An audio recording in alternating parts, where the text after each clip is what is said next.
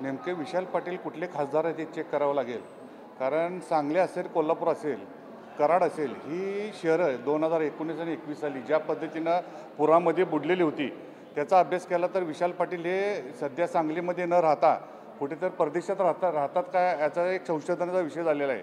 कारण आपण 2019 सालचा पूर बघितला तर त्यावेळी आलमट्टीची धरणाची परत उंची जर राज्य सरकारनं केंद्र सरकारनं वाढवण्याची निर्णय घेतला तर त्यामध्ये कोल्हापूर आणि सांगली जिल्हा अखंड विस्थापित करावा लागेल आणि हा विस्थापित करावा त्याचा ठराव पहिल्यांदा करावा आणि उंची वाढवण्याचा प्रस्ताव त्यांनी मंजूर करावा.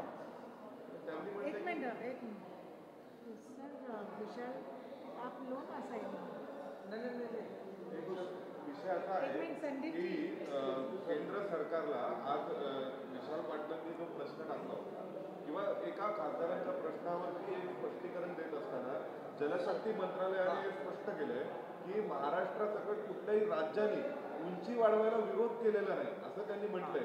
याकडे तुम्ही कसं पाहताय? आता जे खाते ते असं मुश्रीफाकडे तुमच्या मित्रांकडे नाही, कोल्हापूरमध्ये जर आपण बघितलं वारंवार ह्याच्यावरती आंदोलनं चालू आहेत आणि भविष्यकाळामध्ये असा काही निर्णय घेतला तर हा अतिशय कोल्हापूरच्या जनतेच्या, सांगलीच्या, कोल्हापूर, कराड या जनतेवरती अन्याय होणार आहे. या सर्व गोष्टीचा अभ्यास करून राज्य शासनानं यामध्ये आता प्रामुख्याने लक्ष घालणं गरजेचं आहे. कर्नाटकमध्ये सरकार हे काँग्रेसचं आहे, विशाल पाटील काँग्रेसचे सरकार आहे, खासदार आहेत, त्यामुळे त्यांनी असं वक्तव्य केलं असेल. पण वस्तुस्थिती जर पाहिली तर वस्तुस्थिती खूप वेगळी आहे.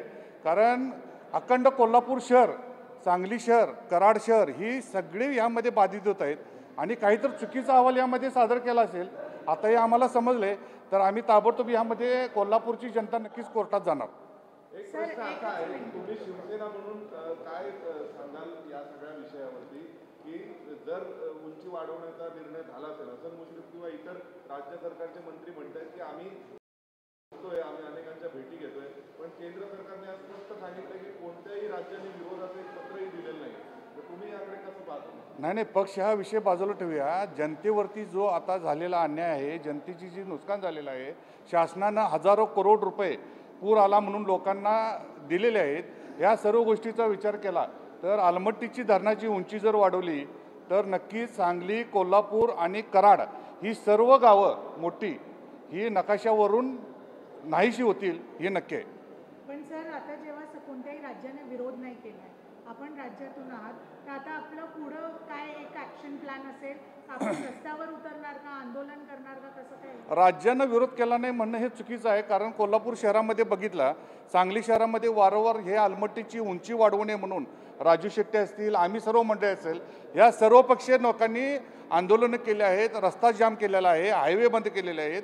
त्यामुळं काहीतरी चुकीचा गैरसमज झाला आहे. पण असं झालं केंद्र शासनाने यामध्ये चुकीचा निर्णय घेतला तर आम्हाला रस्त्यावर उतरावं लागेल. कृष्णा खोऱ्यातील राज्यांनी विरोध केला नाहीये असं त्यांचं म्हणणं, याचा अर्थ असा होतो की महाराष्ट्रानं पण विरोध केलेला नाही, काहीतरी चुकीचा मी मगापासून सांगतो आपल्याला, कोल्हापूर शहरामध्ये, सांगली शहरामध्ये व कराड शहरामध्ये ज्या पद्धतीनं उग्र आंदोलन झालेली होती ही आणि कशी काय कागदावरती घेतलेली नाहीत हा चुकीचा विषय आहे. आणि लगेच आता ही बातमी विशाल पाटलांनी केलेली आहे, पण हे राज्य शासनाला आम्ही ताबडतोब यावरती पत्र व्यवहार करेन आणि गरज पडली तर आम्ही कोर्टामध्ये जाईन. राज्य सरकारशी कुणाशी तुम्ही आतापर्यंत बोलणं झालेलं आहे? कारण हा प्रश्न 2 दिवसापूर्वी त्यांनी विचारलेला नाही, बरेच वेळा आमच्या राज्याचे मंत्री हसन मुश्रीफ साहेब असतील आणि कोल्हापूरचे सगळे आमदार असतील, महाडिक साहेब असतील, यांनी सर्वांनी राज्य शासनाला याबद्दल वारंवार पत्रव्यवहार केलेला आहे. राज्य शासनाने यामध्ये दखल घेऊन केंद्राला नक्की ते कळवतील.